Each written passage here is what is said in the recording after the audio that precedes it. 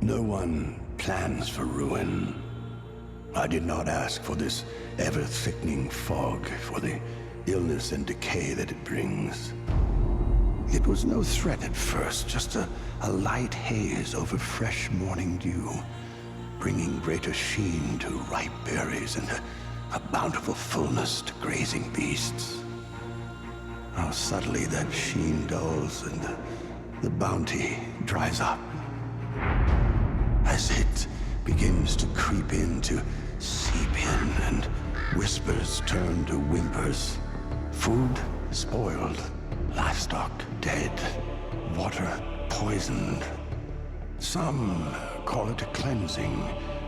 Most call it the Walgrim. I call it my destiny. My rule seemed bound to failure, but for failure, I'd never planned. But you, what destiny awaits the one who walks amongst the Walgrim without fear? It has always been you. So here, take this gift, the mantle it bestows. Pray that you might bear its weight a little better than I. But never forget, no one plans for ruin. When the Walgrim calls, how will you answer? In your hands lies the power to raise a kingdom. With Aldemor's survivors, you venture out in search of a new land where you can begin again. Together, you will grow and rise, but you alone bear the weight of the crown upon your head. How will you wield the gift given to you? What will be the legacy of your reign?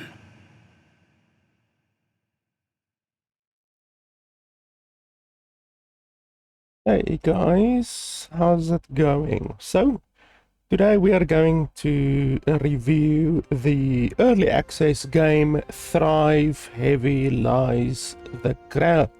You guys just watched the intro cinematic there, not really a cinematic, more like a bunch of still images that are slightly animated. But anyway, a lot of game developers do that these days because it looks okay, I guess, and it's just very easy for them to do. You know, it's much easier to animate a still image. Like even this one is essentially a still image, and they just animate a couple of pieces of the image. It's very easy to do. It's a little bit lazy in my opinion. I would rather want a real cinematic, you know, a real CGI cinematic.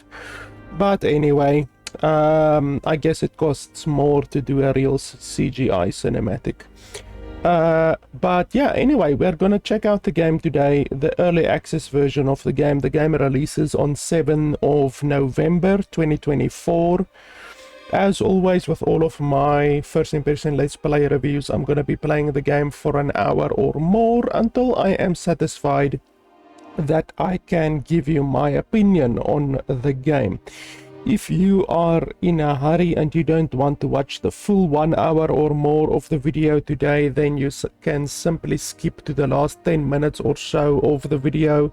I will put a timestamp in the description below, and you can just skip to that timestamp if you only want to hear my quick, concise, final opinion on the game and whether or not I can recommend the game today. Otherwise, if you're not in a hurry, you can just stay tuned. I will be playing through the game, giving you my running commentary, and telling you what I think is good and bad about the game as we play through the game today. So, a quick little bit of backstory for you guys. This game is actually slightly interesting. The release behind this game is slightly interesting because even though the game is not yet released as of right now, and the game releases 7 November into early access, this game was originally planned to release actually more than a year ago. So this is an email from a PR company that I often receive. I receive many of these emails, and this one was received 2022 September. So more than 2 years ago, I received this email, which is just basically a PR email, which informs the media about a game being released. And the release date for early access was then planned to be March 2023. And somehow all of that just fell through, and now we are more than a year later from this date, and the game is still not released into early access. So it's interesting that the game has been delayed pretty much a year and a half, you know, pretty much 18 months that the game has been delayed. But anyway, this, as I say, this fell through, but now in November of 2024, they are finally ready to release the game into early access. It is also releasing into early access the same as what they planned in March of 2023. So it's not a full release or anything like that. They are planning to release it into early access. So all of the gameplay that you're going to see today is early access gameplay, so that should be mentioned. And I do not have a price for the game. Normally when I do my reviews, I obviously take the price of the game into consideration as well, because the price is important, you know. If the game is bad, then I might still recommend it if it costs like $10 or something like that. But if the game is bad and it costs $40, then I would absolutely will not recommend the game. So the price of the game does impact my recommendation, but we don't have a price for this game as of yet. So basically what I will do at the end of the conclusion is just tell you how much I would pay for a game like this, and basically tell you, okay, I would pay $20 for the game or $30 for the game, and then when the game actually releases into early access on Steam and a price is made public, then we will obviously know where we sit, you know. Like I say, if it's a $40 game but it's bad, I probably wouldn't recommend it. But if it's a $10 game and it's bad, then I might still recommend it. So anyway, that gives you a little bit of a background on the game. Let's jump into the settings over here. So for some reason, a little glitch is that the game constantly defaults back to this resolution. We're actually running it at 2K resolution. I can even select 2K resolution again in case you don't believe me. There we go, 2K resolution, and you can see nothing changes. So we are running the game at 2K resolution, but for some reason the resolution in this field over here keeps jumping back to that resolution over there. But anyway, that's just a little bit of a glitch. It's a visual glitch. It doesn't actually affect the game. Then there is a bunch of tooltips that are missing. So I don't know what that is. They could have just put a little tooltip over here.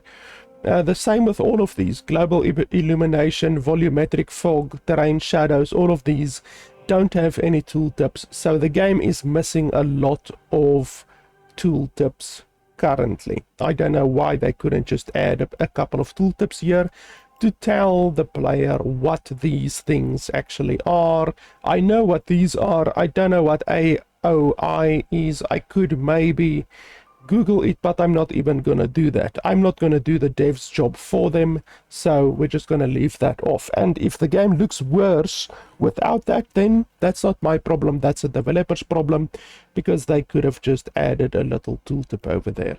So otherwise than that, I don't see any real issues. The game doesn't have windowed, well, I'm assuming this is borderless windowed. Let's quickly test this just to see Okay, so that is windowed. That is not borderless windowed. So the game does not have a borderless windowed mode available at all. The game does have exclusive full screen, non-exclusive full screen, or also known as borderless full screen, and then windowed mode available. The game does not have borderless windowed mode available. So that's not the end of the world, but all games should rightfully have all 4 of the different display modes available, and this game only has 3 of the 4 display modes available, but it's not the end of the world. Otherwise than that, we're running everything on Ultra. We will see how the game does, and yeah, I don't see any real issues otherwise than the fact that this thing jumps back constantly, the missing tooltips, and then the one missing display mode. Otherwise than that, I don't see any real issues, so I guess we can jump into the game. The game does have dual key bindings for some of the key bindings. Like you can see here, dual key bindings, which is very good. I like it when a game has dual key bindings, but they don't have dual key bindings for everything. They basically just have for some of the stuff. In fact, only for these ones they have dual key bindings, which is not good. They could have added dual key bindings for everything, but unfortunately they didn't do that. So it would have been nice if they had dual key bindings for everything, because dual key bindings just allows the player so much more freedom on the customization of the key bindings. So yeah, overall, nothing too terrible, nothing really to complain about. So with that being said, let's jump into the game. Select your province. Okay, is there any differences between them? No, doesn't seem that there's any differences between them, so I don't know what choice this would have, what impact this choice would have, because it all seems literally the same. All of them have the same resources: hemp, flax, apples, herbs. All of the same, all of the same, all of the same. All of them have exactly the same resources. So yeah, I don't quite understand what this choice really impacts. It seems that it doesn't impact anything. So I don't know. Let's just select a random one. Color. Why don't they just allow you to select from a drop down? This is really irritating, having to click through all of the different colors like this. Anyway, we're not going to spend too much time on this. This entire thing seems pretty useless, but okay.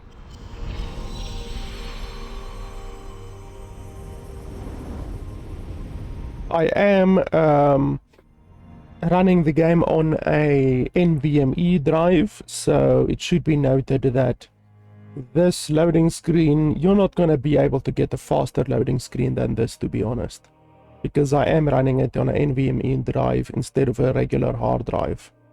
So on a regular hard drive it would take longer. Definitely it would take longer.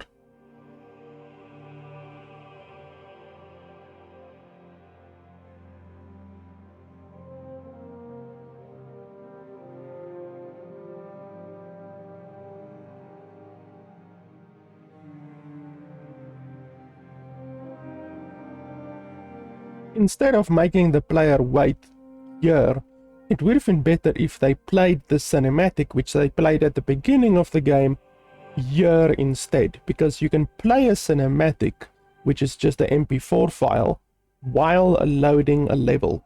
So in order to make it so that the player doesn't have to sit here for a fucking minute staring at a blank screen, the developers really should play the cinematic, the intro cinematic, over this first loading screen. So there's a little pro tip to the developers: just move the cinematic over the loading screen, then the player won't see the loading screen. They will just be able to jump straight into the game after the cinematic. Okay, 2 months since the fall of Aldamor, since you gathered up the survivors and set forth toward a new home. Nysamor is the future, land free from the terrors of the past. Here you will rise up, a new kingdom guided by loyal advisors who form your curia. Your advisors are quite knowledgeable, but none can deny their own self-interests. Each has a plan for your reign. In the end, you alone must set the tone of your rule. Where do your interests lie? We rise with vigilance, scarred but unbroken, prosperity, wisdom. So, they're giving you choices here, but they're not telling you what the choices do. I'm not a fan of that at all. When I make a choice in a game that is really multiple choice, some games give you choices, but it doesn't actually have any impact, you know? But I mean, I could name multiple AAA games right now, games that give you the illusion of choice. So this could be an illusion, but it could also actually have an impact on the game. The issue is that you don't know which is which, because they aren't telling you that it has any impact. They're not telling you what impact these choices have, and I'm not a fan of that at all. So I don't know, let's just choose a random fucking one. They don't tell you what any of these choices do. That's not good. Would you like to play? Yes, we want a tutorial, obviously. Well done, Your Majesty. Now that you've found our new home, let's move our caravan to the location best suited for our keep. Once there, select the caravan and press the deploy button to prepare for the keep's construction. In the information pane that appears, left click the keep buttons and place its blueprint where you wish to build. Every kingdom receives one keep, so that a hub of government and rule can be established. Okay. So we move to the location and then we press keep. That's basically what you're saying. So you can zoom out. Wow, you can zoom out quite a lot. Oh, okay. So that's what that choice, what impact that choice had. We can't zoom out more than this. So this is the most that you can zoom out. So at the beginning, we selected our spawn point, basically. That's basically what we selected at the beginning. Now you see here, these ones have different resources from the ones that we were able to select. Why didn't that show up? Like, look at that. That one has fish as well. Why didn't that show up in the beginning when we were selecting our places? Look at all of these fucking resources. Like, there's a whole bunch of resources that we didn't have access to in the beginning. And why does this guy have so many? Why is purple so spread out already? Are we actually gonna play against purple or what? How does the game work? Let's have a look over here. Okay, so we can't see anything here. It's completely dark. Is purple actually our opponent, or is there another opponent maybe over here? Is purple basically like a neutral, basically, or what? Because it says they're owned by enemy kingdom. So why does the enemy get so many advantages and we have to start with one single fucking advantage? Well, one keep. Like, that's clearly a disadvantage, a massive disadvantage. So that seems unfair. We will play the game and see if it is really unfair, but that seems really unfair. Without knowing how the game actually works, that just seems very, very fucking unfair. And then I wonder how would the map have been if we selected a location here in the middle? Like, how would that change the map? But it's interesting that you can zoom in and out like this to any of the different regions. I'm assuming these will be black as well. Yeah, they're completely black.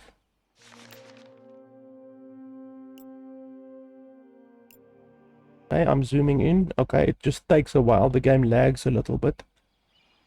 So this is basically our area. It doesn't seem massive, so you are definitely going to have to move to other areas eventually. There's no water in this map, which doesn't seem good. So that means we will not have access to fish, which is clearly a resource in the game. So what I'm gonna do is I'm gonna quit, we're gonna restart, and then we're gonna select a map that actually has water. Because as I already said, it is really unfair if you don't have those resources. So you can see there, that is the one that we selected. It only shows those ones. Here in the middle, probably, I'm betting there will be that purple dude again. So I don't know, let's select this one. Oh no, let's select this one.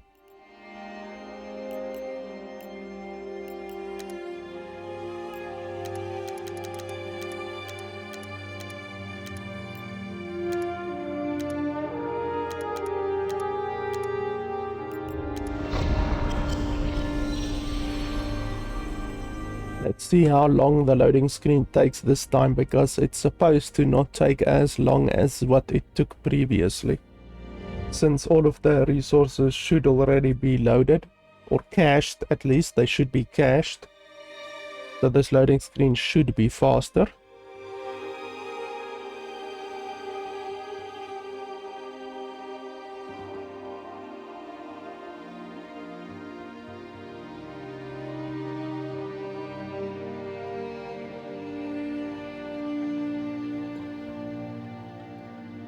Doesn't seem to be much faster, to be honest.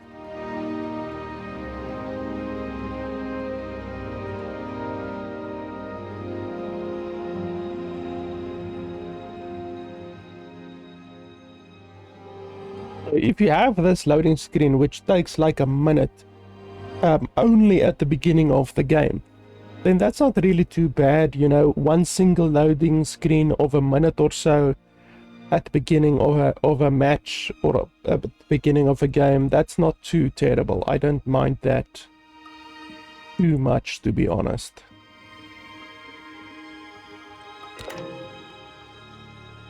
And then they ask this shit again. Let's select a different one just to see maybe if it's a different, if you get a different thing.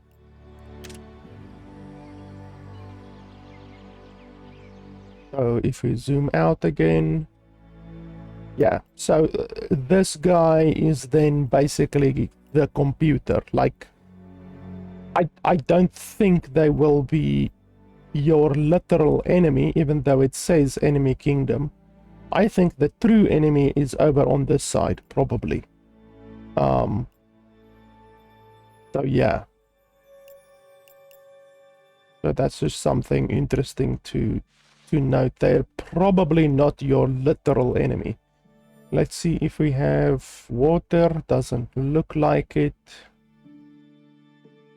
Yeah, okay, so we don't have water on this one either. Okay, so we need to find a good place. Now, how do you really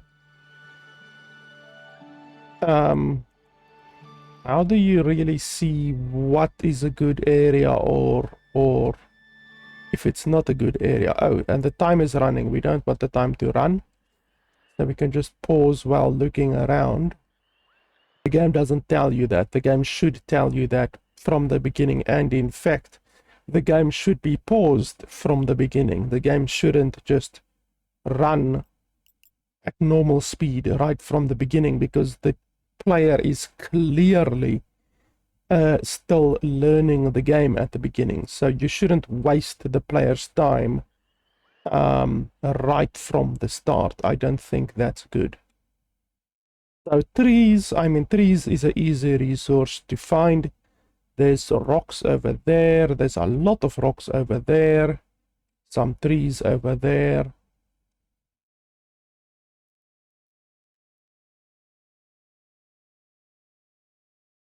So basically, you want to find a place that has a lot of rocks and a lot of trees. There's a lot of trees over here, and there's a lot of rocks over here. So I guess we can move like over here, maybe.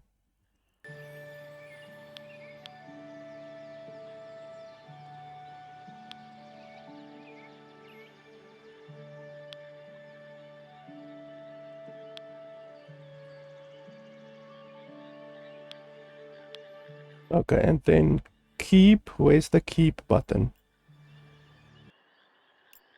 Keep. Where's the keep button? Place your keep. Yeah, but how do you actually do that? Where's the fucking keep button? They said something about the keep button, and now the player has to fucking search everywhere for the keep. Logistics.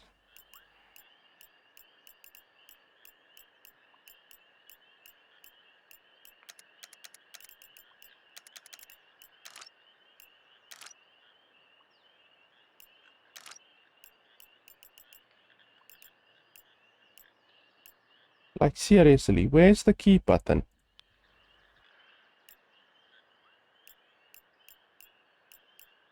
Oh, deploy. Okay. Issue detected. What issue? Oh, it deploys automatically. Okay, that's another issue. It shouldn't just deploy automatically. Once you press deploy, it should give you a highlight, and then you can select where you want to deploy. Basically like Age of Empires or any of those games. So the fact that it deploys directly where your caravan is at that precise time is definitely not good. Okay, so keep. Okay, so we want to keep. You see, now we're already deployed. If I wanted to place it here, now I can't place it there, so I'm fucked. So I now have to select a different area to deploy, which is doubly not good. It shouldn't have deployed there, and it should have allowed you to select this from the start. So that's not good. The keep is fucking huge, like, holy schmoly, it's huge. So let's place it over here. I don't know what happens if you place it over resources. Like, obviously, we're going to place it over a lot of resources here.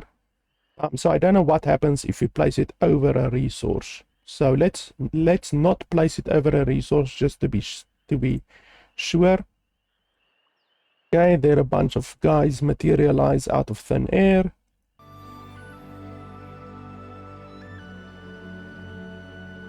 What's the issue? Caravans must be empty to auto-load. I have no idea what that means. Also, why is only 1, 2, 3, 4, 5 workers working on this, and the rest are standing here fingering their assholes? Like, why can't all of them work on that? What's the issue? Can I tell you guys to do something? No, I can't. You detected. What's that? Housing. Yeah, well, I can't do anything about that. Let's see here. Oh, and buildings have upkeep as well.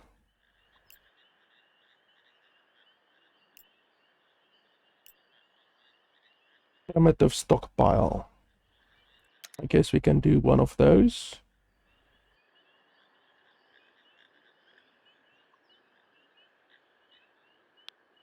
There you go. Food stores. I don't know if we have any food. Doesn't actually show me food. Yeah, it doesn't show that I have any food currently. So I don't know if I need a food store currently, and I don't know what a well will do. Obviously, the tutorial so far has been a little bit useless.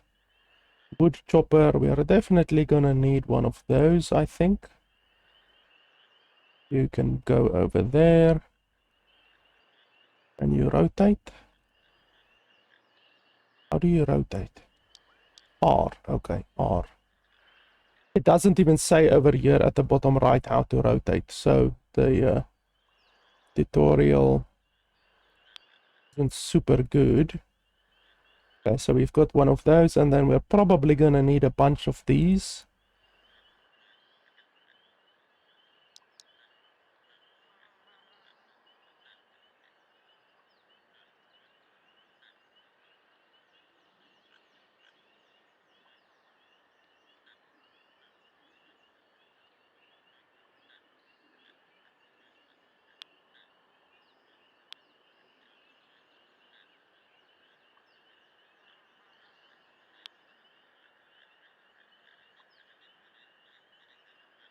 I don't know how many people can live in a single house, so we just basically build a bunch of them, I guess. The Heart of the Kingdom. A primitive stockpile is an essential hub for all resources gathered and distributed within its influence of area of influence at least. A stockpile must be located within range of a work site so that builders can... I just received a phone call, so I had to pause. Where were we? I forgot. Anyway, you'll need to raise a number of these structures across a kingdom to ensure that your workforce can operate. At the bottom of your screen, note the build menu. Here you'll find every available building you can construct. Select the logistics button and then locate the primitive stock. Well, I already did that. I literally already built a primitive stockpile. You're very slow. So why are all of these guys standing around not doing anything? It doesn't show that they're actually doing anything, so I'm assuming they're literally not doing anything. So what about all of these buildings over here? This guy is busy building, or this woman. So why is nobody else busy building? Look at that, those fuckers are just standing around fingering their assholes. So what's the reason that these don't have builders? Structure requires road. I don't care about that. No available stockpile in range. I'm busy building a stockpile. And then not enough log rough stone to build. Okay. So, okay. Well, there's a slight possibility that this thing first needs to be built and then the rest of them will be built, even though that seems very stupid. If you can't build a building without a stockpile being in the area, that means you're gonna need to build a shitload of stockpiles. And that's not a very good system, in my opinion. But okay, and anyway, let's see. Tome of Knowledge, what's this?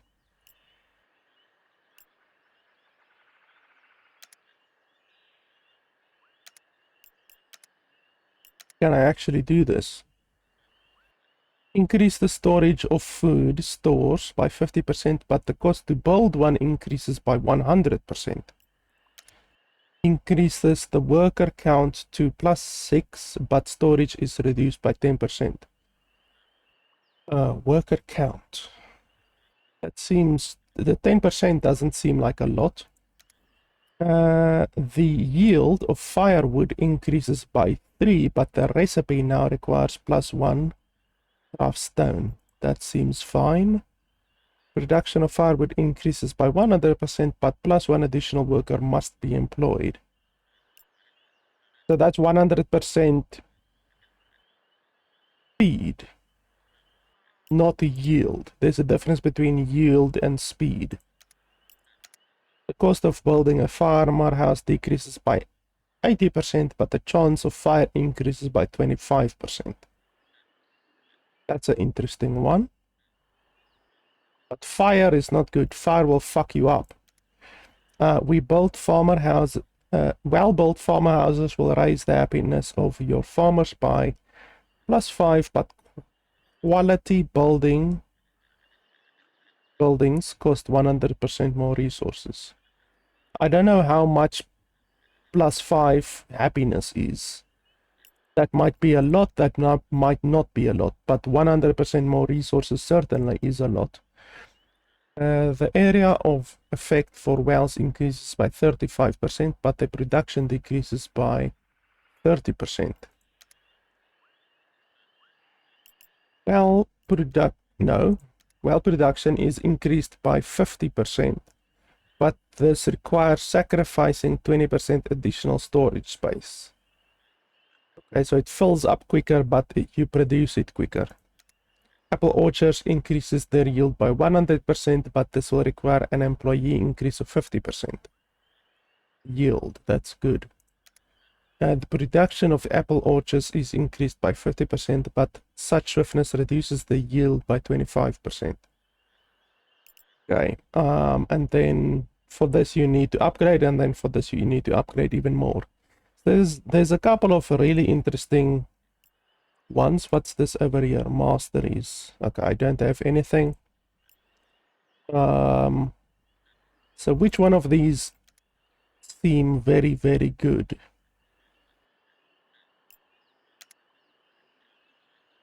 I'm assuming these aren't retroactive, so it won't apply to any buildings that you have already built, I'm assuming.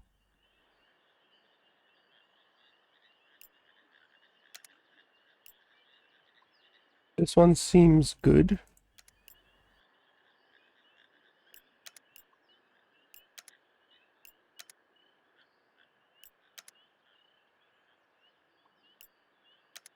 This one seems the best, to be honest.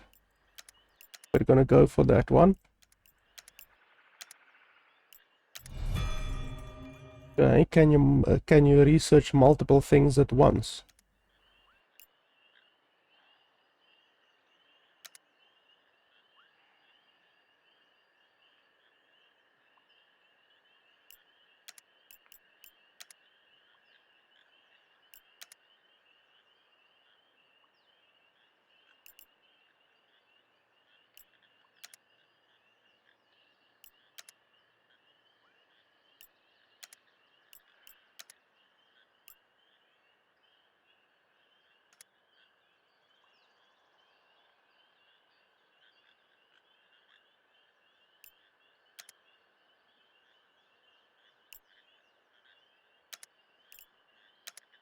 Okay, so you can only research one at a time.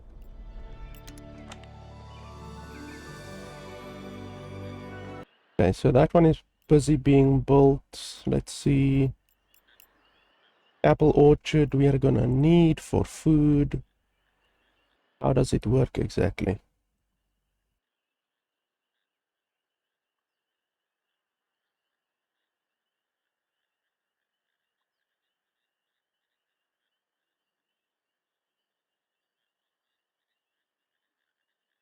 Too big.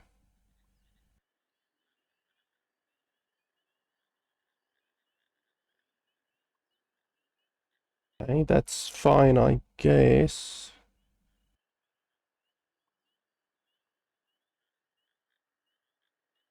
Yeah, we can do it like that.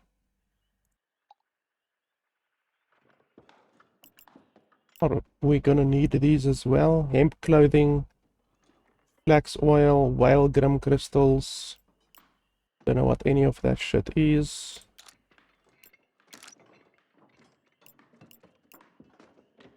Dirt road, bridge. Dirt road we are probably gonna need.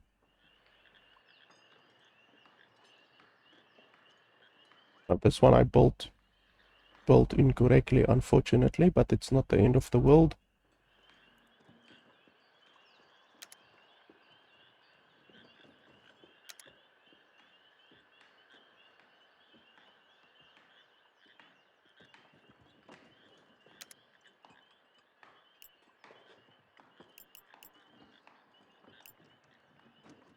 Harvest all rough stones within the area. Can we not tell them to just harvest it in any way? Also, a logger camp. What's the difference between a logger camp and a wood chopper? Oh, converts logs into firewood. Okay. Well, I don't actually want that right now. Can we pause it?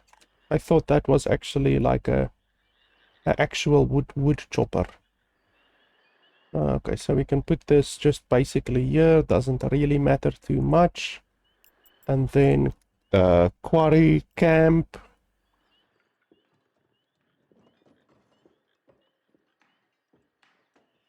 There, I guess.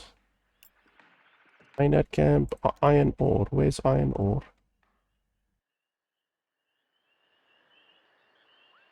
Don't see any iron ore anywhere.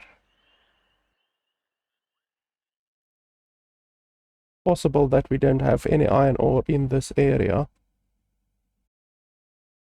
Yeah, because I'm not seeing any iron ore anywhere. So this area probably then doesn't have that resource.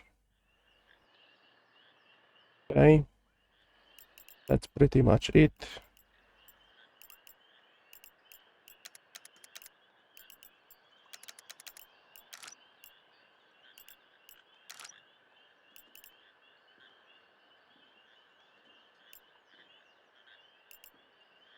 Okay. Okay, so that one is done. Food stores in every neighborhood provides nourishment and other consumables to your citizens, like the primitive stockpile. Your people will travel to and from this building to move supplies within its area of influence. Without access to the structure, the needs of your citizens will go unmet, which can lead to revolt. Always provide ample access to these structures, minimize the chance of uprising.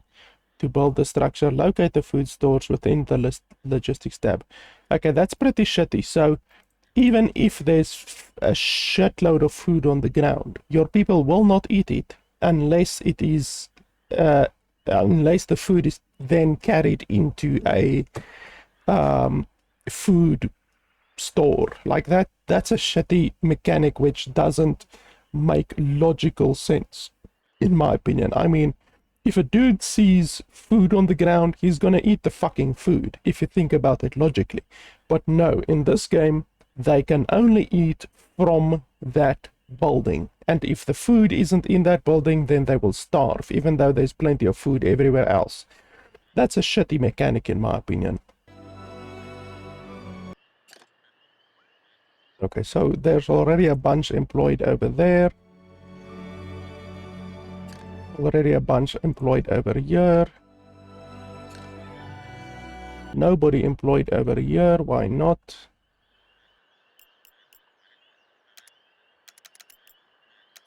How do you assign people?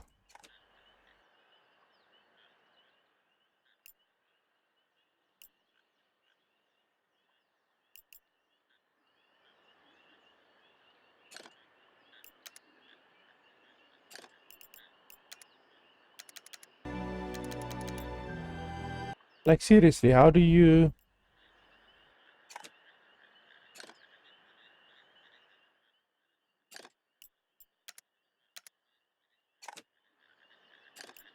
Okay, so that's the shit that you have to do.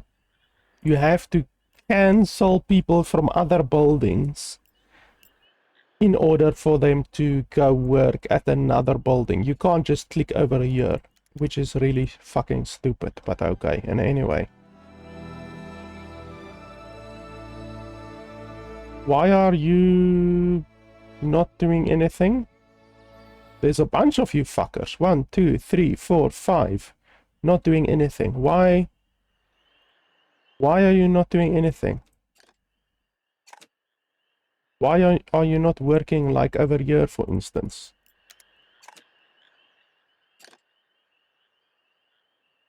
What the hell? They're just standing there fingering their assholes.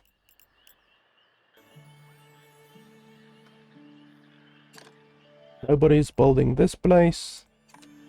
Multiple issues. Not enough log rough stone. Okay, well I'm busy working on that.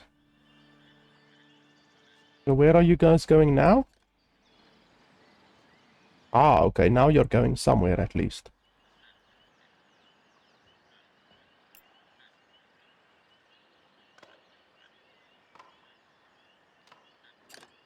I don't actually care about building this one. There's no way to cancel a building, it looks like. So, you can't actually, like, if I want to cancel this building, there's no way to cancel this building. There's no demolish or anything like that.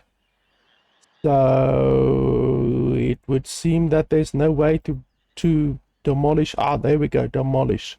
But if I don't want to demolish this building, if I just want them to not build the building, then you can't do anything about that either.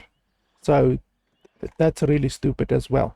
You can't pause a building from getting the resources delivered or from being built. That's another oversight. Okay, I don't care about this one right now, so let's make sure that nobody is going to work over there. I want all of these to be built. Okay, there's one already built over there.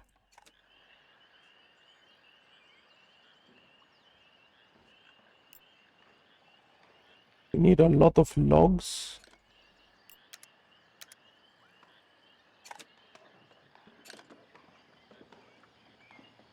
Why aren't you guys employed over here anymore? Why are you angry?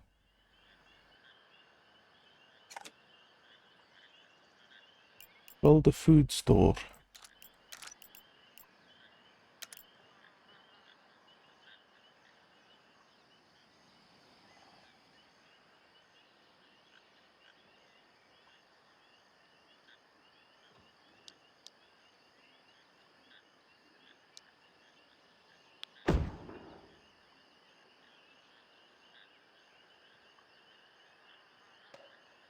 Okay, so they do deliver resources over here automatically. So why do you even need people to be employed over here then? What's the point of having people employed over here if they deliver the resources over here anyway?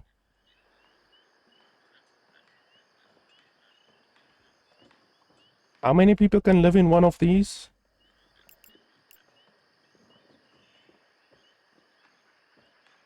2. Holy shit. Now you need to allow some time to pass so your workers will gather and store the resources necessary to construct additional buildings for your kingdom. 60 logs, 80 stone should prove sufficient for your immediate needs. We'll continue once these supplies have been obtained. Well, I'm pretty close to that apparently. Even though, like, it says 148 logs, but it doesn't reflect up here. It doesn't actually show my resources, so that's an issue.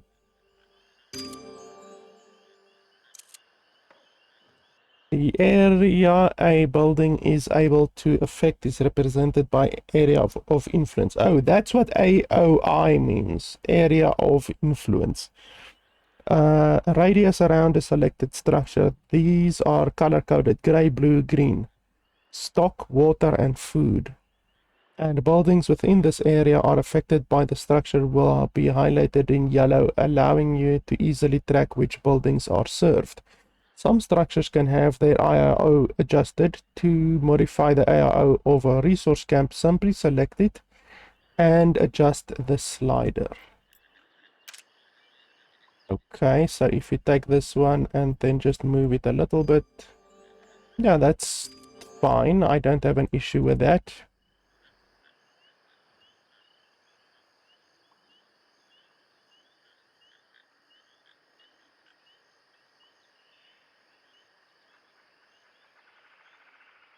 The summary of available resources is displayed in the top right of your screen. You can customize the resources displayed by clicking on them, selecting the replacement you would like to view in that slot. Why don't you just show all of the resources? So I can change it out for something else, but why don't you just show all of the resources? Have a drop down showing all of the resources. Now let's place a well in an area of the settlement where you intend to house residents. Citizens and job sites will then have access to fresh water within its ARO, which is essential to meet the needs of your settlers, firefighting fires, and providing ample supply to firehouses, growing food, and later supplying aqueducts. If multiple wells in an area have overlapping AOI, each of them are slightly less efficient. Okay, so it's used for your settlers. So your settlers do need it. Does it show over here? No, it doesn't even show a well. Okay, there we go. Well, so yeah, they do need a well to be happy. So we can do that. See.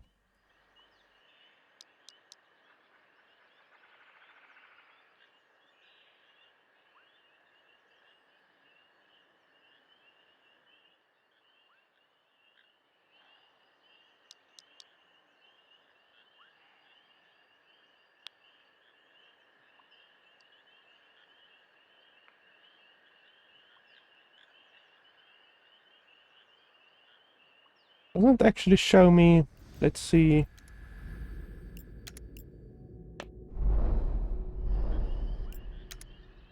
There we go. That's what I want to see. But I want to see that one specifically. Yes, there we go. That's good. So then you can see if they are overlapping or not. So this one we can basically place like that. That doesn't give us too much overlapping, so that's good.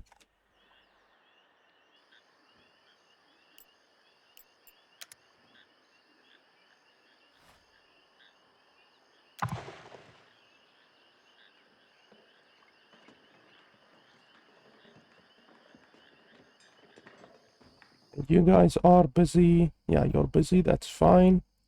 How's our research going? Where? Oh, that's still 58. Okay, that's fine.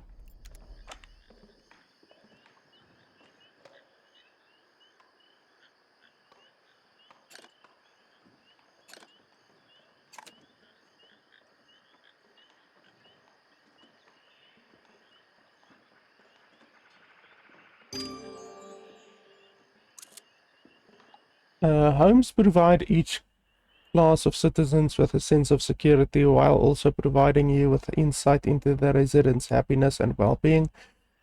To prepare for new arrivals, we should construct the type of housing they desire. Let's make use of the logs and rough stone you stockpiled earlier. We should be able to build at least 10 farmer houses so that our settlers have a place to call home.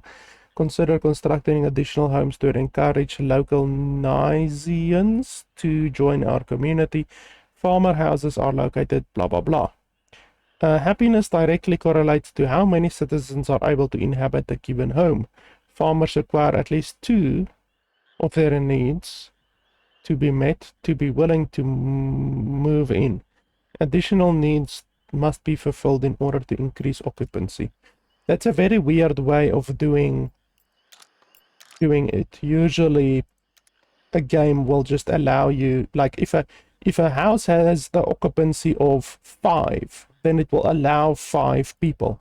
It won't allow 5 people and then under certain circumstances only allow 2 people. Like, that's just a weird way of doing the housing system, to be honest.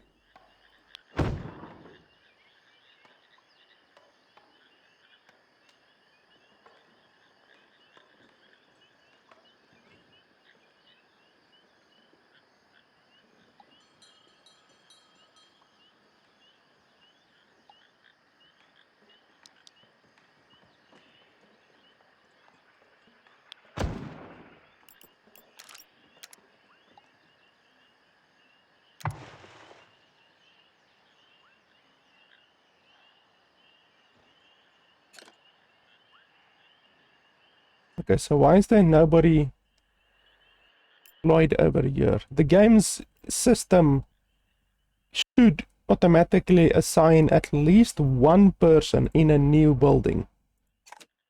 Really stupid that they don't, because now what you have to do is you have to realize, okay, this building and that building don't have any people working there. Then you have to take away 2 people. Then you have to look if those 2 people are now working at the correct place. And it doesn't look like it. Are they working over here? Nope. So where the fuck are they working? I just removed 2 people. So where are they now working? They're not working there, not working there, not working there, not working there. So where the fuck are they working? You see, the system is not very user-friendly at fucking all. So now I need to remove more people. Another one. Another one. Let's see now. Okay, now one guy is employed over here. One guy is enough for that place. I'm happy with that. I don't know where the rest of them are working.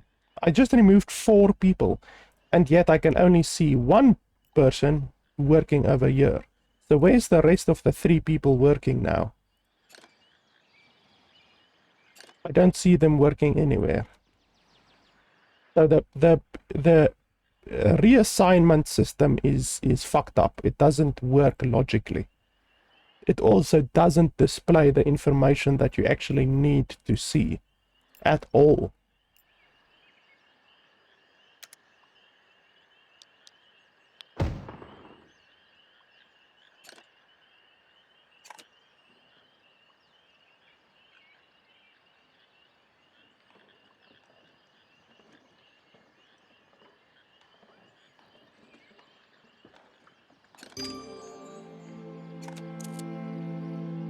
To understand the function of each of the various structures you can build, simply click on a help. This will reveal information, blah blah blah.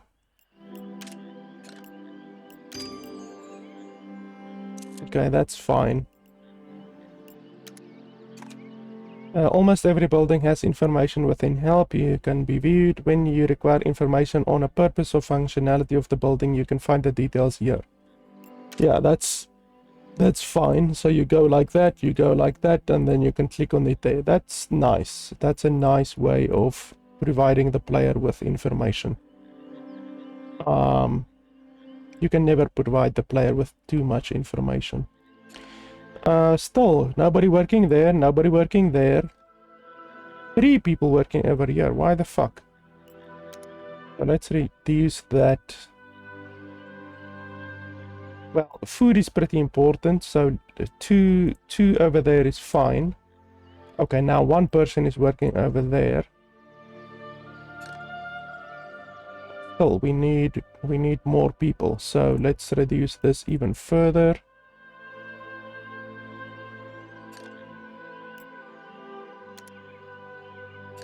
And then I need the other person to go work over here.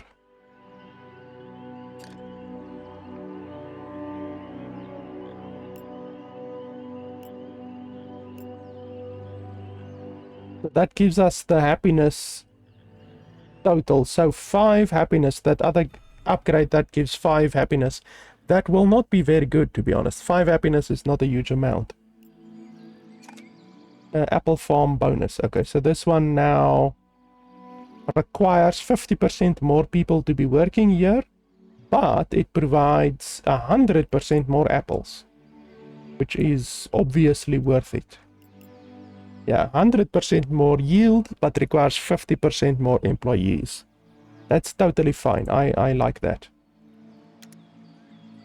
Unlock stockpile. This knowledge allows you to improve existing primitive stockpiles, allowing the employment of 3 additional farmers. I don't care about that. Where's the other one that we said was good? Was it this one? This one. Yes, this one. There you go. I keep pressing exit there and it opens the fucking menu instead of actually exiting. Okay, so we can just put the road down here, I guess.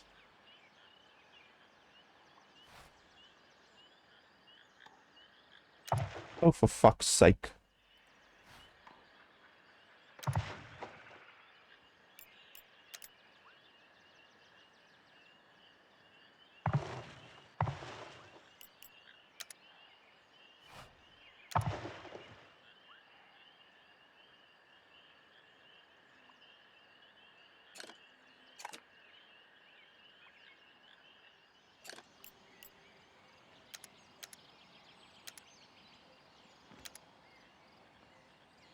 Or should be enough, because we are now literally getting double what we were getting from that building.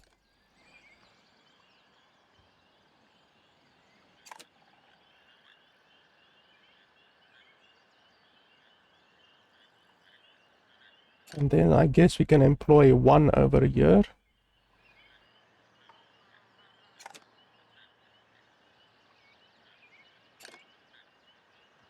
And then we need more houses, actually.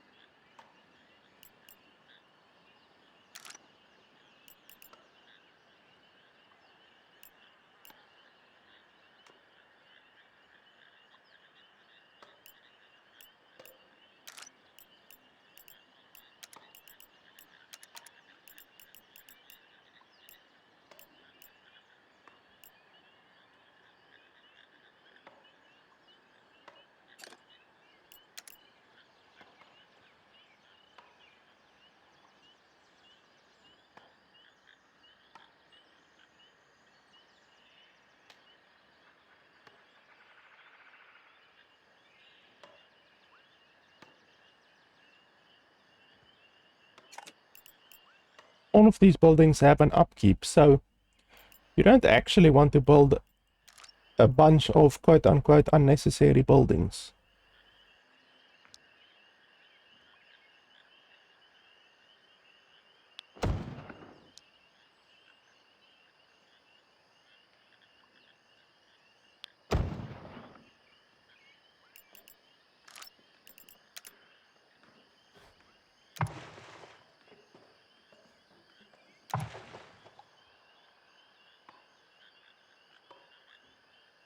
And the health topic, where?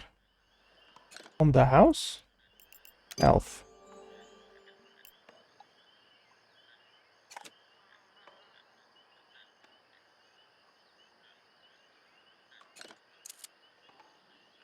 You can monitor the current happiness of the people with the resource bar. Hovering over it, you can find more details, blah blah blah. Low happiness can significantly impact your province. The following effects may result: income reduced, production decreased, increased disease chance, increased immigration. Immigration is going out. So leaving, basically. So 70%, I'm assuming that's okay.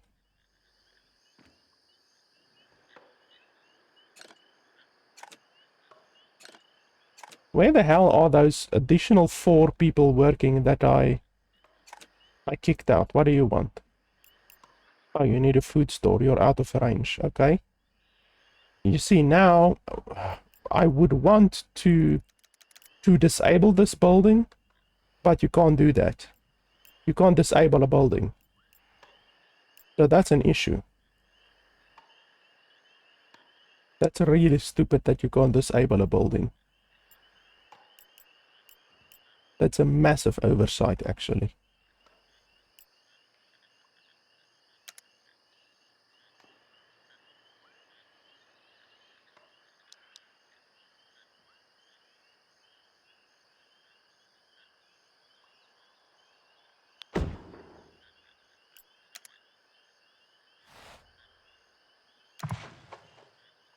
Also, what just happened to that tree that I knocked down with the dirt road? Does the resources fall on the ground, or is it just sent to the Shadow Realm? That's another thing that I would want to know.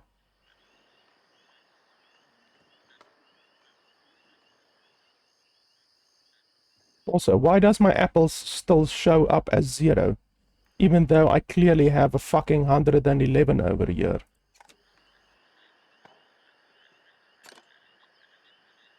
Also, where's this person? How do you actually see who is employed and who is not employed?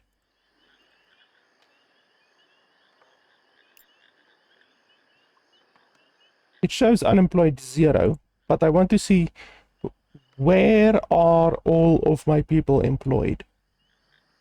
That's what I want to see. How many people are employed and where are they employed? Because, I mean, if we count it, so 2, 3, 4,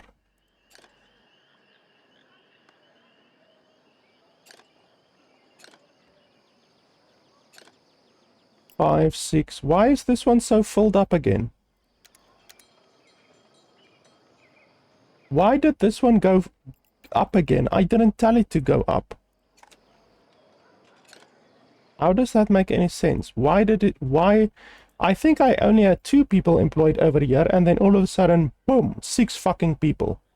Why did that happen? No wonder I'm missing, like, 3 or 4 people. Okay, so now we can count again. So 2, 3, 4,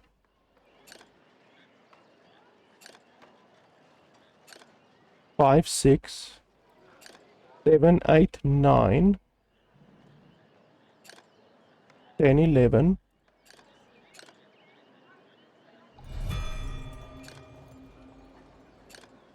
12, 13, 14, 15. So there's 15 people employed at all of my different places. I literally looked at all of them. So there's 5 people missing. So where are those additional 5 people working? You see, that's the issue with not showing the player where the people are working. If you're not going to show the player where the people are working, that creates issues. And clearly, there's something wrong because it's showing 20 people employed, and yet I'm only counting 15 in total. So where are the additional 5? If you had a little thing showing you where they were employed, that would be fantastic. Ah, jobs over here. Okay, so let's see. Builders. Where's the builders? What the fuck are you talking about, builders? I don't have any builders. None here. None here. So where's the builders? And why do I have 5 builders employed if I'm not even busy building anything? You can fuck right off. No wonder I've had 5 people missing the entire fucking time. That's so idiotic. Okay, so now I've got them employed over there. We can add one additional one over there. You would think that the tutorial would tell you about this fucking fact over here and the fact that this tab over here, the jobs tab, is incredibly important in managing your jobs, but no, the tutorial just completely jumps over that shit. Okay, now I've got one more unemployed, so we can put them wherever.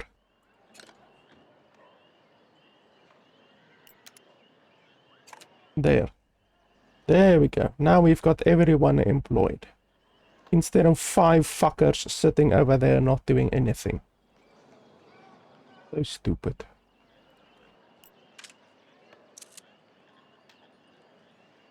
If 20 or more individuals of the same class are discontent, there is a chance that there may be a revolt.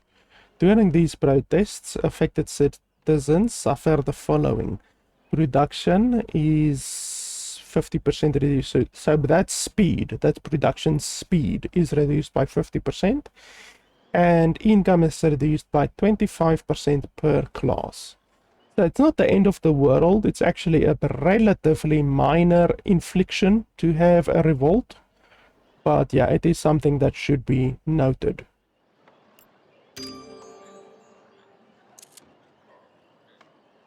The job menu. I'm so fucking far ahead of you, and it already has been a problem, and I already lost efficiency due to you not telling me about the job menu. So go fuck yourself. Very much.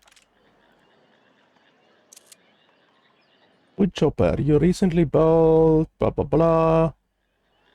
Blah blah blah.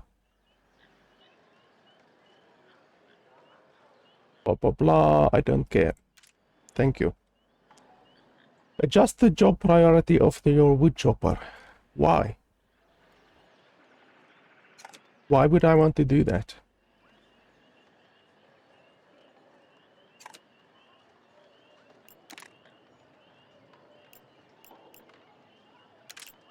No. So job priority of wood chopper should be pretty bloody low, to be honest.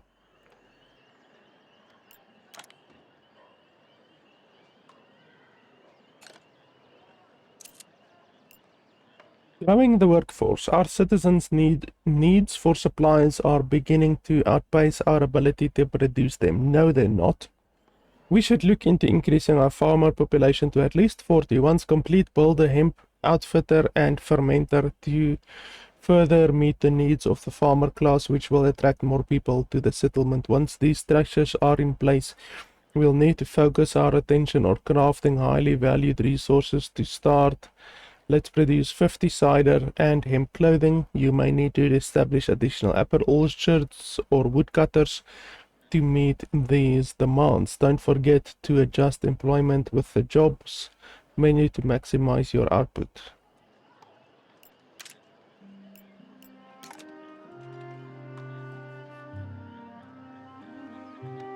So what my people need is firewood. Requires 20 farmers to unlock. Why? Why would it require 20 farmers to unlock? I already have 20 farmers, actually. Yeah, I have 20 farmers, so why is this still locked? And then firewood. Okay, I guess we can add one additional one over here, I guess. But why aren't there any in storage?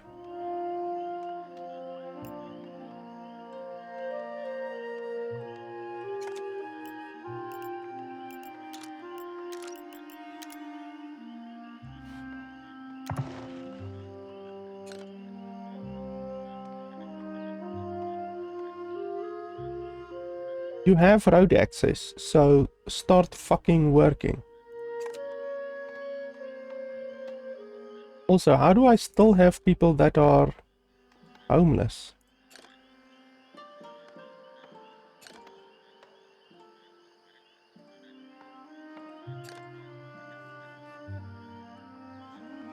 This worker is homeless. Why?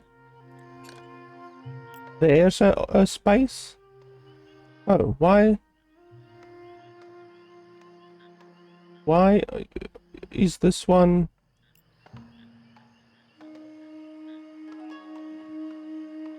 Can there only be one person in every house? Why the fuck? There were 2 people earlier. I remember seeing 2 people in one house. Okay, that's fucking ridiculous. So I need to build 20 houses. Is that the shit you're telling me? That's insane.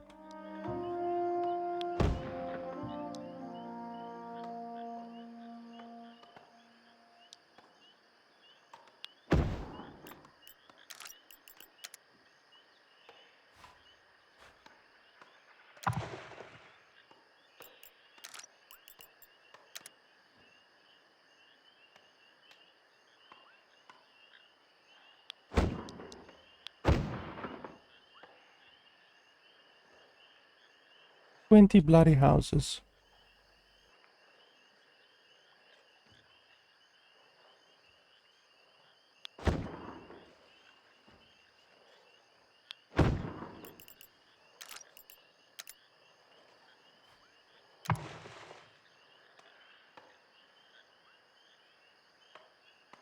Okay, and then I need to reassign builders, so we can take 2 from there.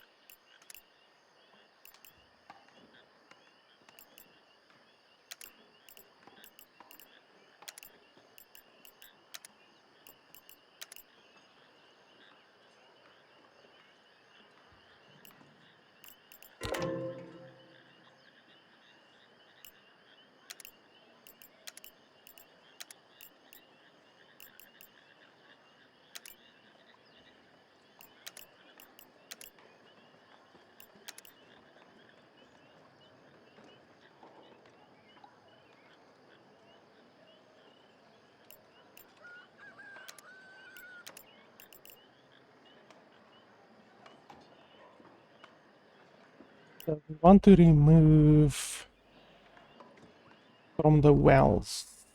We've got too many working at the wells. 1 working at each well should be plenty.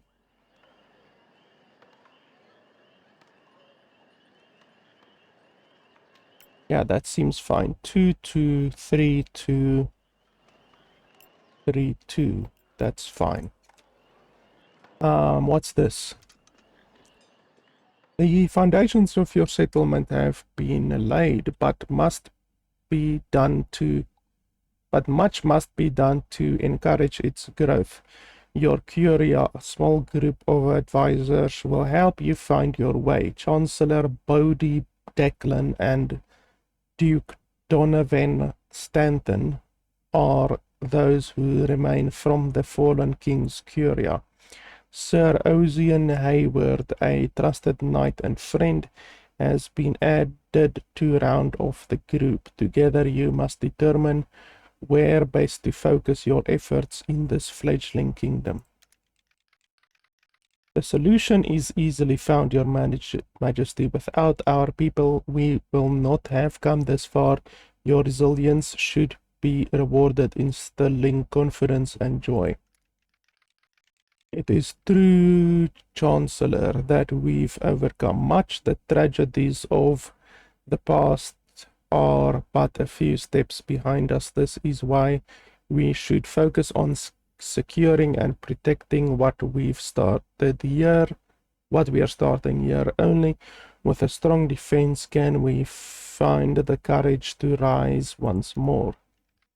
Both reasonable positions, gentlemen. Yes, Your Highness, reasonable to be certain, yet both overlooking that which most reliably maintains and grows a kingdom. Its coffers. Without sufficient coin, it will be difficult to grow beyond simple thatch and stone. We must inspire the people. Blah, blah, blah. This game has a shitload of reading. I don't know why they didn't add a little bit of voice acting, even if it's LLM voice acting. LLM voice acting is also very good. I've said this before.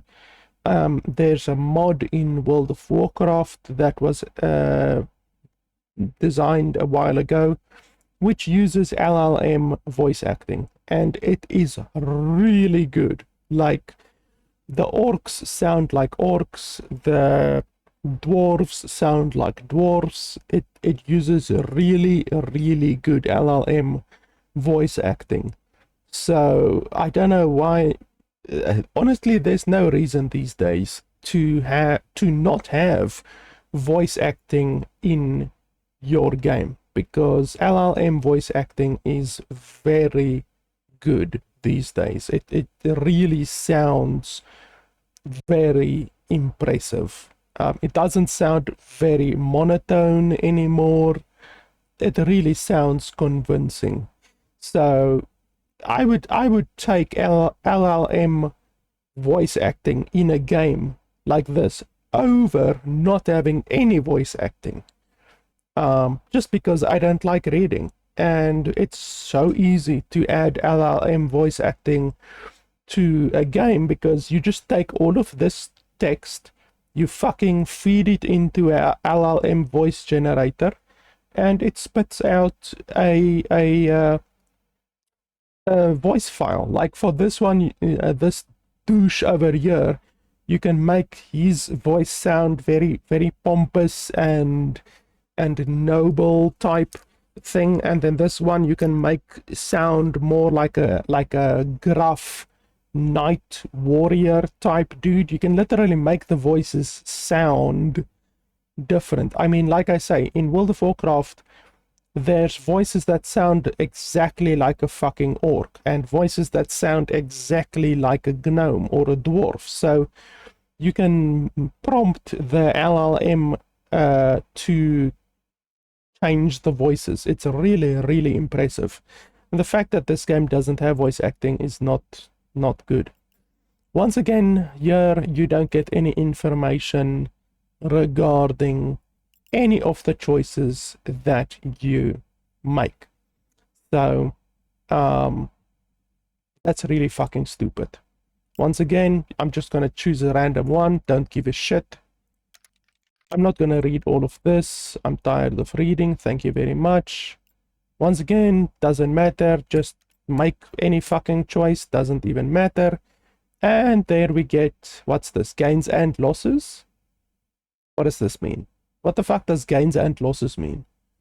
Blah, blah, blah, reveals he brought with him a coffer, blah, blah, blah. Okay, so did we gain 150 or did we lose 150?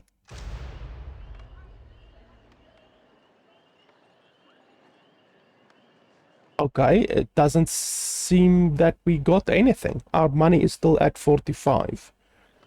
So, once again, this game, unfortunately, it seems that the choices that you make do have an impact on the game. They very clearly do have an impact on the game, but you don't know what choices you are making. You have no idea what choices you are making. You have no idea what you are going to gain or lose with your choices. And that's really fucking idiotic. Like, why would you give the player a choice, but not... the player doesn't know, and the player has no way of knowing what choices... what impact their choices are going to have. That's just really fucking idiotic, to be honest.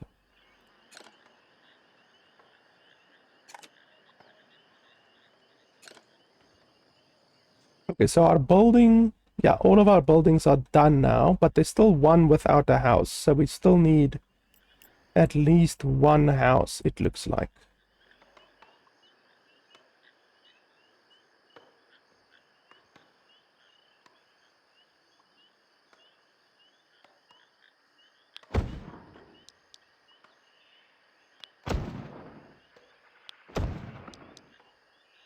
Once again, I'm gonna destroy this tree now, but I don't know what happens when you destroy the tree. Do you gain the wood? Do you lose the wood? Like, what happens? It's obviously not good if you just lose the wood. A lot of games, the way they approach that, like if you build a building, like a big building like this, and you put it on top of a bunch of resources like stone or wood, then the area usually first needs to be cleared. So that your workers come, they chop down the trees and they clear the area. Then you can place the building. With this game, it seems that the resources are just fucking sent to the Shadow Realm, basically. That seems what is happening here. And that's not good. That's not a good choice. Because you should never just lose resources. That's never good.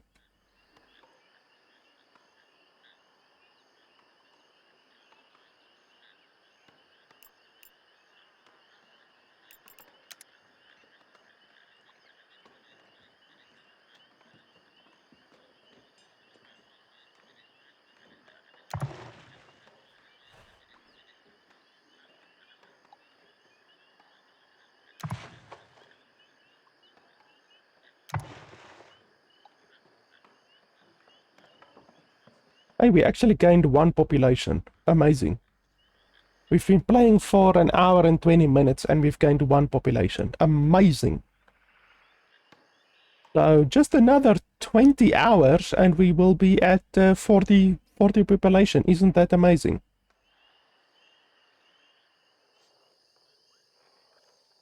So basically, we just sit around and wait now. 2 population. We can't really build additional buildings. We can't build a lot of additional buildings because currently with the way that our city is set up, we just have 1 unemployed. So we will be able to build 1 building and then that 1 building will have 1 person working in that building. So you really have to wait until you have 2 or 3 or 4 unemployed people before building a new building. Especially if it's something like an orchard, for instance, because you need a lot of people working in those.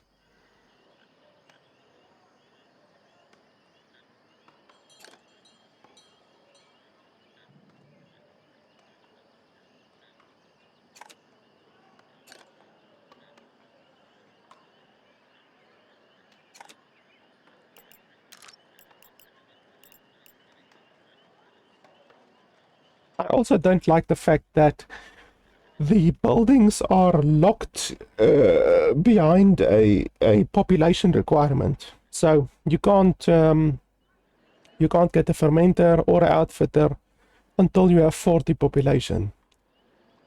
I'm not a fan of that. All of my places still require firewood. How much? This place doesn't show firewood. Why doesn't this place... Oh, I guess it's not food. Okay, 0 firewood. That's fucking fantastic. Even though I've had 2 people work here for the past 30 minutes, basically. So, are they not doing fuck all, or what's going on? Insufficient resources to create recipe. Okay, so is this place not in range? It is in range. So what should be happening here is this place should be getting stone and wood from this place. But they're simply not doing it. So that's the one issue. The second issue is that in my opinion, if a building is completely without resources, like this building is now, it has 0 stone, 0 logs. Also, why do they always walk over there and then down? I've noticed that they walk like that, they work there and then they go down. Why? If a place is without resources, like the logs and the stone, then the actual employees of the place should go and get the resources. Like, the resources are right fucking here, and it's within range. So the fact that they aren't, they're just standing here, they're actually doing fuck all. The animation for the woodcutting is playing. Both of them are employed here and have been employed here for the past 30 minutes. But you can see, producing, fuck all. They're not producing anything. So, yeah, that's an issue. I don't know. I don't know if it's a glitch or what, but nothing is happening. Absolutely fuck all is happening.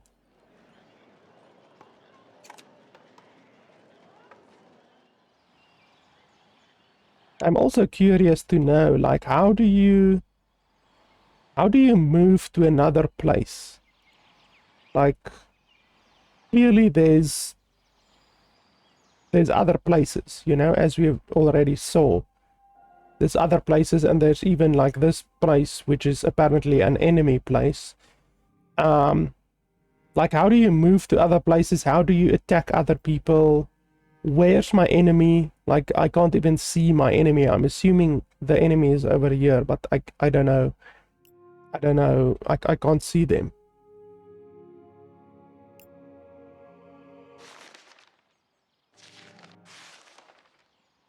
There should also be water over here, literally on, it actually is in my area, but like there's no water. You can clearly see here, there's no water over here. So the map is clearly not reflective of the actual state of the map, you know, because I'm clearly inside water over here and there's no place below me, so I won't be able to go down. Like over here, I won't be able to go down because there's no place below me. There's also no place to the right side of me. So there's no place to the right side. There's a place to the left and a place to the top. So I will be able to go to the top or to the left, but I won't be able to go down or to the right. So this water that is supposedly over here isn't actually there. It's like literally you can actually see that looks like water right over there, but I can't access it because it's on the edge of the map. You can see here it's completely on the edge of the map. So yeah, what's this over here? Structure storage is full. Logger camp. Okay, why is the storage full? I guess this resource, this one is also full. No, that's fine, I guess. We could also build another primitive storage if we really wanted to.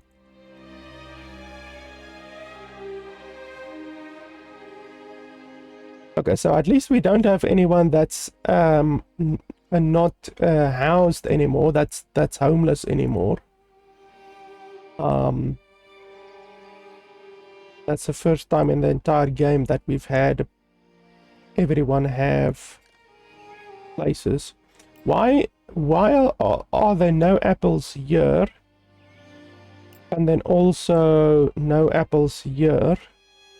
And yet I have 111 apples over here. Like, why? No food stores in range. Yeah, I get that, but you're still supposed to get the resources from here and fill up the storages. You are not going to be able to put a fucking apple orchard in each of the ranges of the food stores. That is not going to be possible. It is impossible to do that. So let's do a quick test over here. Food store. So I want to place this food store inside the range of that food store to see if the food will be transferred between food stores. So let's put it like, I mean, we can put it like this, but let's put it like that. Then I want to test. So I will not accept the game's mechanics if the apples from this place do not go over here and then over here. I will not accept that. That is not a logical way. It's completely illogical, in fact, to do the game's distribution logic and logistics logic that way. It's completely illogical. So let's see if the resources can go from here to here and then from here to here, and then this one and this one actually aren't in range. So we will just have to see basically if the resources go from year to year. So let's speed up the game a little bit. Okay, so you can see they are now taking the resources from year to year. Now we need to see if the resources will go from year to year. Why does it show 160? Oh, so they have shared. They've shared. Okay. Well, that changes things. If they have shared inventories, that is acceptable. I will accept that. Yeah, that's fine. That's not, I mean, it's illogical, but in the logic of 99% of video games, that is acceptable, because you do get some video games that have literally got stockpiles, and then the workers carry. Hey, there's actually animals. I wonder if you can actually kill the animals. And then the workers carry the resources to the stockpile, and then from that stockpile the resources have to be distributed. You do get some games who work like that. Now this game doesn't work like this. This game works like, as long as one stockpile, as long as the resources have been brought to one stockpile, it is shared between all stockpiles. So that's the way that this game works. So it's not in reality very logical, but in a video game logic, it is fine. It is acceptable.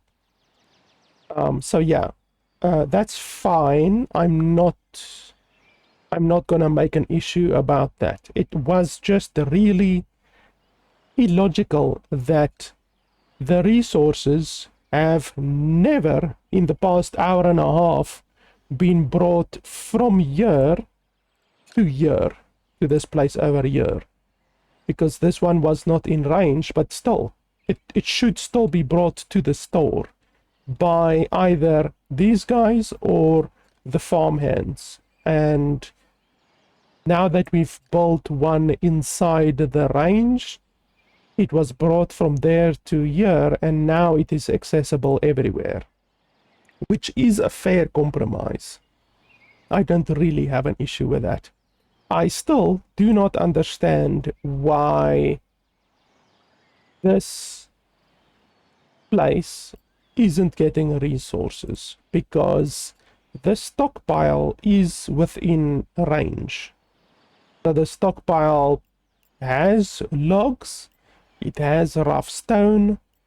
It should either, these guys should take the logs and the rough stone over here, or these guys should get the logs and the rough stone from here. And yet they are not doing that. So there is still another piece of the game's logic which is not working. I don't know if it's a bug. I don't care if it's a bug. I always say that a bug is fine in the game if it doesn't affect progression.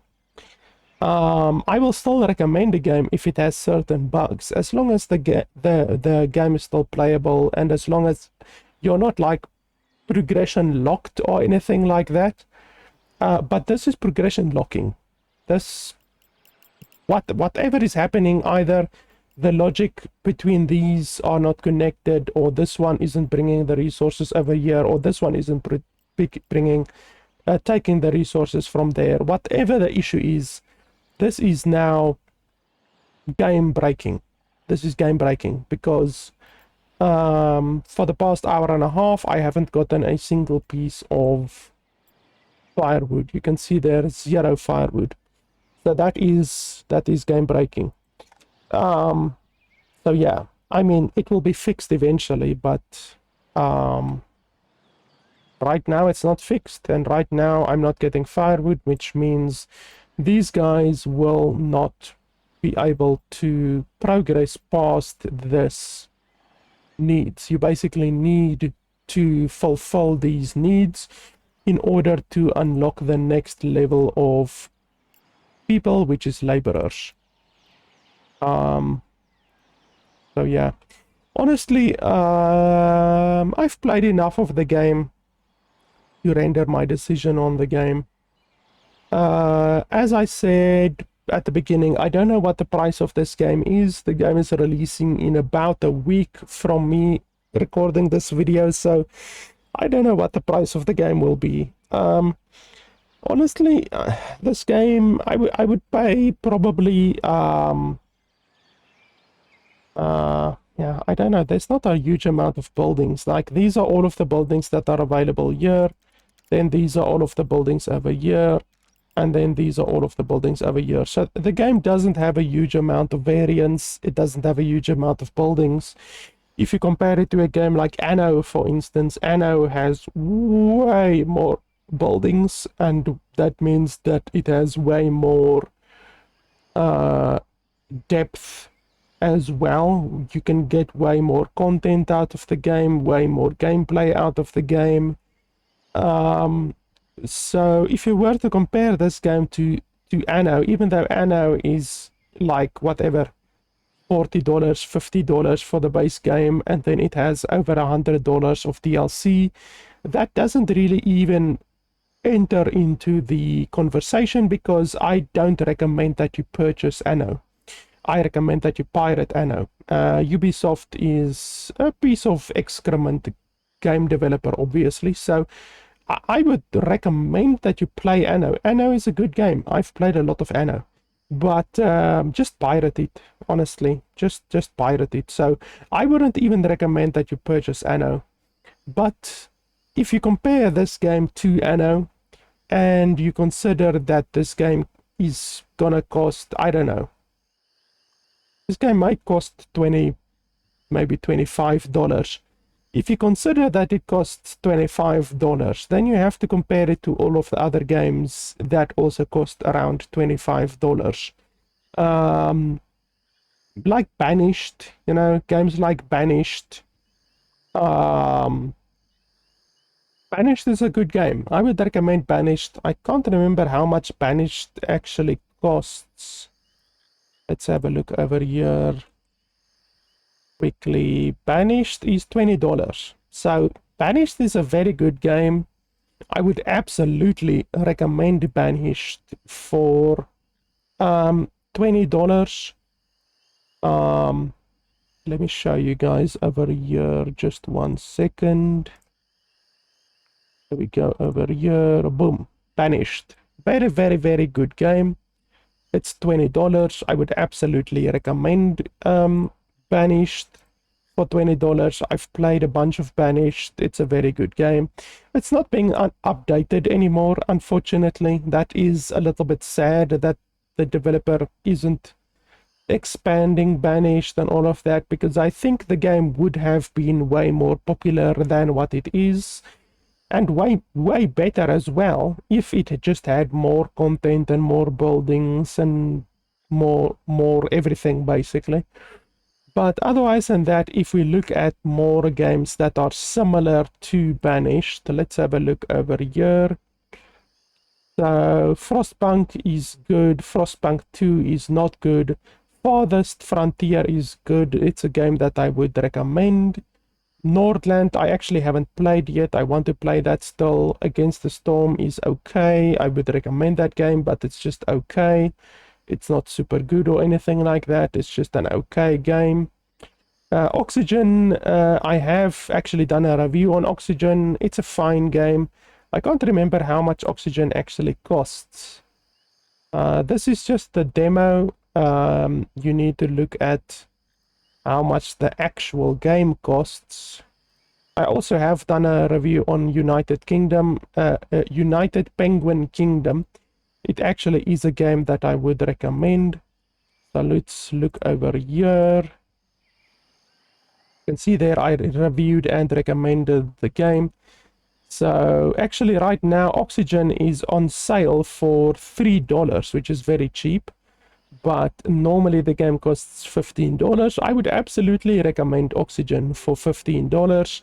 But yeah, you can get the game for $3 right now, which is really, really cheap. And then Penguin Kingdom, I have done a review on this game as well. Penguin Kingdom normally costs $15. It's on sale right now for $7. So I would also recommend it for $15. So there's already two pretty good games. It's not the best games on earth, you know. Oxygen and Penguin Kingdom aren't the best games on earth, but for $15 I would recommend it. I would recommend Banished for $20. I would recommend Frostpunk for $20 or whatever it costs. Not Frostpunk 2, because Frostpunk 2 is insane. There's Anno. Like I said, you can pirate Anno. Anno is a good game. I would recommend that you pirate it. Frostpunk 2 is not good. City Skylines isn't exactly the same type of game as this game is, or as Banished is, or anything like that. But yeah, there's already a couple of games that I can definitely recommend for $20 or $15. So honestly, this game is very basic. Like, with the amount of buildings that you have, this game is very basic. So you're not going to be able to get the same amount of playability out of the game as something like Banished, for instance. And Banished is $20. So this developer cannot ask $20 because Banished has more content and is a better game, in my opinion. So this developer honestly needs to ask something more in line, like Penguin Kingdom, which is $15, or Oxygen, which is $15. So honestly, anything more than $15 for this game would be too much. That would not be acceptable. $15 for this game is borderline acceptable. I would honestly go more towards $10. You would actually be surprised that you can get some good colony builder games like these for $10. You can actually get them. So honestly, in early access, with the amount of content right now, it's possible that the developers add more content in the future, but as I always say, I have to review the game based on what it is right now, and I don't care about the future. I only care on what this game offers right now. And right now, this game offers a relatively buggy experience. This bug needs to be fixed. But otherwise than that, the amount of content that the game offers currently is like, you're going to be able to go through this in 5 hours, and then you're left with a game that you can't really get any more end game gameplay with, you know. So honestly, $10, I could probably recommend the game for $10, probably, as long as the bugs that halt progression are fixed. Yeah, $10 would be okay for this game, but not more. Honestly, if this game costs $15, I would rather recommend something like Oxygen or Penguin Kingdom.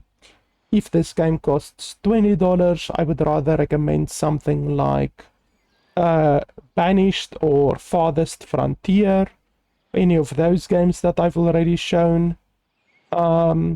There are simply going to be better games than this game at every price point. $15, there's better games. $20, there's better games. And then obviously $25 to $30. If this game costs $25 to $30, there's just going to be games that blow this game out of the fucking water, you know? And at that point, you might as well play Anno, you know? So, yeah, that's pretty much my opinion of the game. I can't really recommend this game for anything more than $10. simply based on the bugs and based on the current amount of content that the game offers. There's not a lot of buildings in the game. There's only 3 tiers of technology in the game, 1, 2, 3. So there's not a lot of content or end game playability in the game right now. But the game is entering early access, perhaps after a year or 2 or 3 that the game has been in early access. Perhaps then the game would have more content and more playability, more to offer.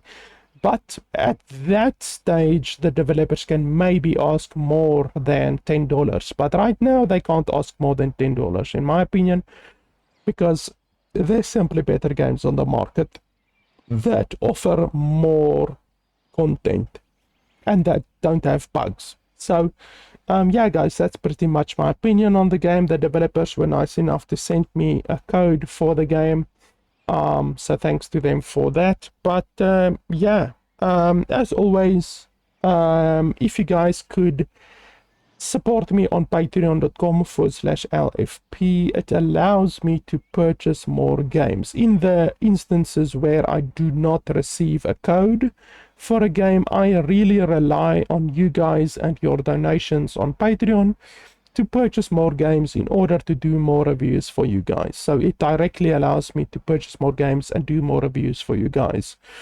So yeah, guys, that's pretty much it. Thanks a lot for watching, and I'll see you guys next time. I will do a review on the full version of this game in whatever, a year or 2, when the game has a full version of the game available. So you can keep an eye out for that in the future. See you guys next time.